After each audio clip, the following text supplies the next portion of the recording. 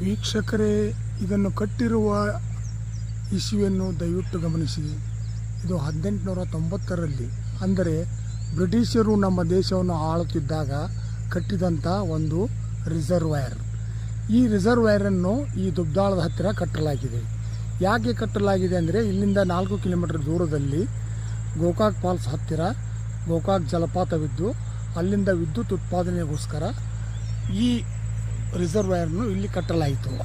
ಅಲ್ಲಿ ಒಂದು ದೊಡ್ಡ ಟೆಕ್ಸ್ಟೈಲ್ ಮಿಲ್ಲನ್ನು ತಯಾರು ಮಾಡಿ ಅದಕ್ಕೆ ಅವಶ್ಯವಿರುವ ವಿದ್ಯುತ್ತನ್ನು ತಾವೇ ಸ್ವಯಂ ಗೋಕಾಕ್ ಫಾಲ್ಸ್ ಹತ್ತಿರ 2 ಮೆಗಾವಾಟ್ ವಿದ್ಯುತ್ತನ್ನು ಉತ್ಪಾದಿಸಿ ಅವರು ತಮ್ಮ ಟೆಕ್ಸ್ಟೈಲ್ ಮಿಲ್ಲನ್ನು ನಡೆಸುತ್ತಿದ್ದರು.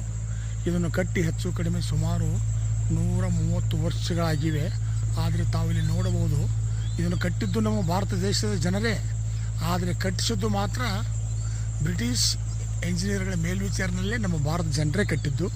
ಒಂದೇ ಒಂದು ಸಣ್ಣ ಕಲ್ಲು ಕೂಡ ಒಂದು ಬಿರುಕು ಬಿಟ್ಟಿಲ್ಲ, ಅದನ್ನು ತಾವು ನೋಡಬಹುದು.